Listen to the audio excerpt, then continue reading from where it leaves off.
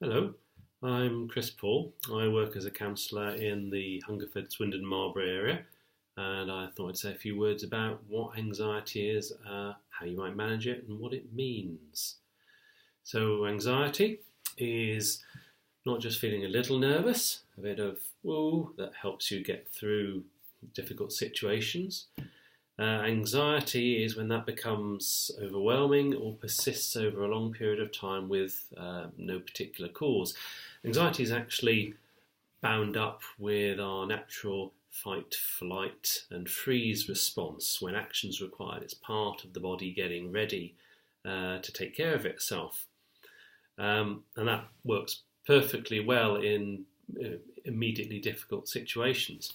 But when anxiety is triggered by situations where you can't fight, you can't get away, and just freezing is not helpful, then we're left with all the symptoms without any of the benefits, and often they will persist. And sometimes we'll come to associate danger, which might trigger that anxiety, with things which themselves are no danger at all. And as time goes on, it can get worse. If you're anxious in one situation, the body thinks, there must be danger. And whatever that situation is, it may become associated with danger and then make you anxious. So you can have a whole cascading effect of anxiety, panic attacks, or just feeling anxious all the time without any actual danger to face that makes any sense at all. Or makes any sense to you. It's something that's held very much in the body, and often we will try and manage it. We'll try and cope with it. We'll have maybe a situation we don't like, and we'll white knuckle through it.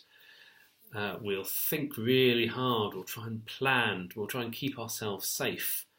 And actually, this doesn't always help. One of the things with anxiety is that in order to be able to get through it, not keep storing up more and more anxiety, is you need to let yourself feel anxious. The idea that you shouldn't feel anxious, that you have to stop feeling anxious, that you must stop now feeling anxious and think positive, well, that's actually not very helpful. It's helpful in the short term to try and manage how you feel, but in the long term, you need to be able to actually live with your anxiety. And if you can do that effectively, often it will go away, or at least reduce to a level that you can live with. So if I can give an example, if we were to talk about social anxiety, maybe fear of crowds, one obvious way to deal with that is to avoid crowds. Not always possible.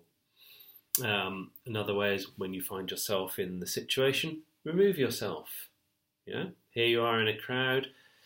Ooh, that starts to get a bit too much. You get yourself outside, feel the space, or find yourself somewhere private so that you can actually be with yourself and withdraw and let the symptoms settle down. Now, of course, that's not always possible. Maybe you need to get on a flight to go somewhere. Maybe you need to travel on a crowded train. Maybe you'd really like to enjoy the theatre or a football match. The anxiety around crowds there, that really won't help. And that might be part of a more wider social anxiety. It might extend to just anything more than a couple of people, which might stop you meeting, might even eventually stop you going out. So, what do you do about that? I mean, one of the ways of tackling it is to actually look beneath the symptoms to what the trigger is. And often that can be quite well hidden. For example, in case there might have been an underlying trauma at some point, which, as I said, through a sort of cascade effect, has become your anxiety you had from that trauma has become fixed on other things. Maybe somebody attacked you. While they were attacking you, a dog barked. When you hear a dog bark, you have a panic attack. Nothing to do with the dog being threatening, but in your mind, your reactions, danger has become associated with that dog barking. And I'm not talking about being able to expose yourself repeatedly to traumas in order to overcome them, but I'm talking about you actually need to be able to feel enough of it while feeling safe to reprogram yourself almost, so that the anxiety doesn't knock you out. And you can actually see, okay, here I am, this is the here and now, and I'm okay. Other anxieties may be very general, very hard to pin down to any one thing. Often there will be something in your past. It might be an event, it might be something in your childhood, or something that's happened since, which is making you gradually feel more and more anxious.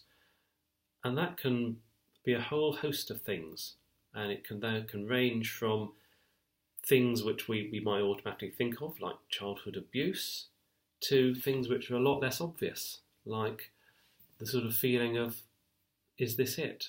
What's life about? I'm getting older. One day I'm going to die. I don't know what I'm doing here. Even those sorts of thoughts, once they take in, can actually generally raise a certain level of anxiety. And often these things are all mixed together. There will be more than one thing going on.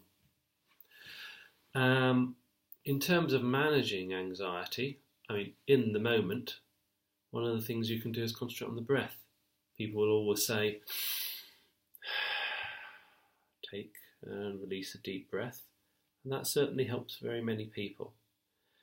If you take that a bit further, you might decide to take meditation classes, to do stuff with the breathing, which helps you stay in the present, to recognise what's going on in your body and be grounded, because a lot of anxiety goes on up here in the mind. Getting down into the body, focusing on breathing, bodily sensations will often help. You may also wish to talk it out professionally and actually look at, what's behind what's going on for me. You can undertake personal development. You can do mindfulness classes, which will often help in identifying anxiety and how to work with it. There are a range of things that you can do. Spiritual practice, either through meditation or yoga, is also often very helpful.